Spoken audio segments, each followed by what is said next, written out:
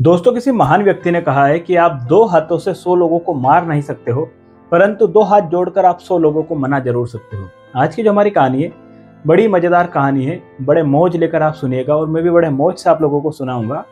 पूरा सुनिएगा, मजेदार कहानी है। तो कहानी है गौतम बुद्ध की। भगवान गौतम बुद्ध एक बार एक पेड़ के नीचे बैठे हुए थे और उनके शिष्यों ने उनसे पूछा कि हे गुरुदेव, कर्म क्या चीज है, कर्म क्या होता है।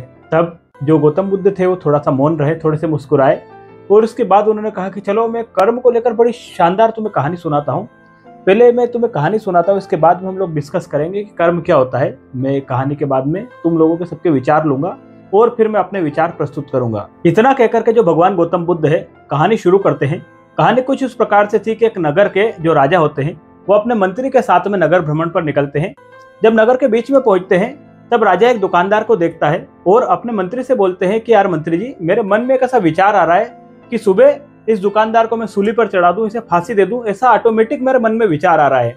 अब मंत्री जी पूछते हैं कि महाराज, इसने कोई अपराध किया नहीं है, परंतु आपके मन में ऐसा विचार आया क्यों। तब राजा बोलते हैं कि पता नहीं क्या ऐसा हुआ है, परंतु विचार मेरे मन में ऐसा आया है। अब मंत्री जी अगले सुबह भेष बदलते हैं। भेष बदलकर मंत्री जी पता लगाने के लिए पहुंचते हैं कि आखिर इतने विद्वान राजा के मन में ऐसा विचार क्यों आया, जबकि इस व्यक्ति ने तो कोई अपराध भी नहीं किया है। और भेष बदलकर उस दुकान पर पहुंचते हैं। वो जो दुकानदार था वो चंदन का व्यापार करता था, चंदन का व्यापारी था। भेष बदलकर मंत्री जी दुकानदार के पास में पहुंचते हैं, उससे बातचीत शुरू करते हैं। उससे पूछते हैं कि और भाई बताइए, धंधा कैसा चल रहा है, आपका व्यापार कैसा चल रहा है। इस पर जो दुकानदार है वो मंत्री जी को बोलता है कि साहब, धंधे में कोई दम बचा नहीं है, व्यापार बड़ा ठप चल रहा है।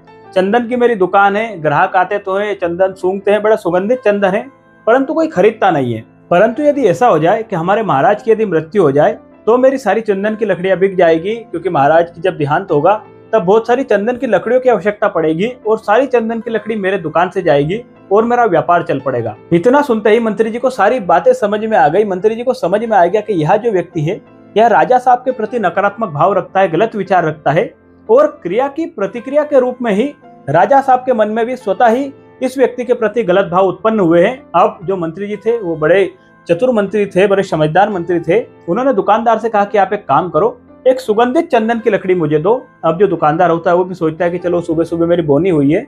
वो चंदन की लकड़ी बढ़िया से कागज में पैक करके मंत्री जी को देते हैं और मंत्री जी वह चंदन की लकड़ी दरबार में लेकर जाते हैं और राजा साहब को भेंट करते हैं और बोलते हैं कि राजा साहब, वह जो व्यापारी था उसने आपके लिए चंदन की लकड़ी भेजी है, बड़ी सुगंधित लकड़ी है, आप जरा इसे ट्राई कीजिएगा। अब राजा साहब लकड़ी लेते हैं, बड़ी सुगंधित लकड़ी थी और राजा साहब अपने मन में विचार करते हैं कि यार वो दुकानदार तो बड़ा भला था, उसने मेरे लिए उपहार भेजा है। मैं बेकार में उसके प्रति गलत सोच रहा था, फांसी देने की सोच रहा था, मेरे मन में बेकार ही उसके प्रति जो गलत भाव आ गए थे। अब राजा साहब सोचते हैं कि चलो उसे कुछ उपहार में मुझे भी देना चाहिए और वो कुछ स्वर्ण मुद्राएं मंत्री जी को देते हैं और बोलते हैं कि आप उस दुकानदार को मेरी तरफ से भी ये चीजें भेंट कर कीजिएगा। अब मंत्री जी होते हैं वो जो स्वर्ण मुद्रा है लेकर पहुंचते हैं दुकानदार के पास में, वैसा ही भेष बदलकर, और दुकानदार को बोलते हैं कि ये लीजिए, आपके लिए स्वर्ण मुद्राएं महाराज ने भेजी है।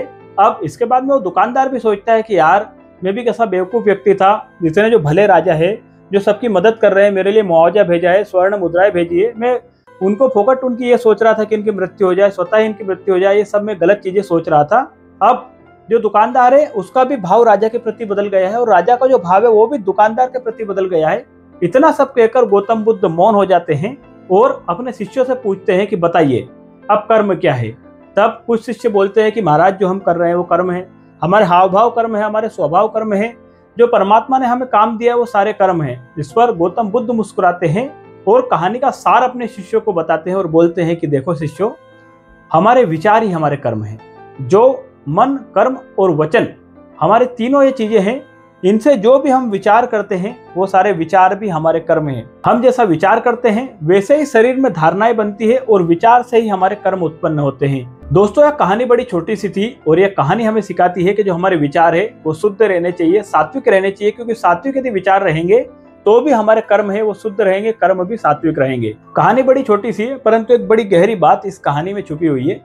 यदि कहानी आप लोगों को पसंद आई हो तो इस चैनल को सब्सक्राइब कीजिएगा, क्योंकि हर रोज सुबह 8:30 बजे इसी तरह की प्रेरणादायक कहानी हम इस चैनल पर लाते रहते हैं। याद रखिए, यदि आप कुछ अच्छा सुन रहे हैं तो उसे गोपाल कलमोदिया यूट्यूब चैनल पर सुन रहे हैं, इसलिए चैनल को सब्सक्राइब कीजिएगा, क्योंकि दिन की जो शुरुआत होती है वो कुछ अच्छा सुनने के साथ ही होनी चाहिए। इसलिए चैनल को सब्सक्राइब कर लीजिएगा, क्योंकि हर रोज सुबह 8:30 बजे आपको इस चैनल पर कुछ अच्छा ही सुनने को मिलेगा। आज की इस छोटी सी कहानी में इतना ही। ईश्वर आप सबकी रक्षा करें। मिलते हैं कल किसी अगली कहानी के साथ, तब तक के लिए जय श्री कृष्णा।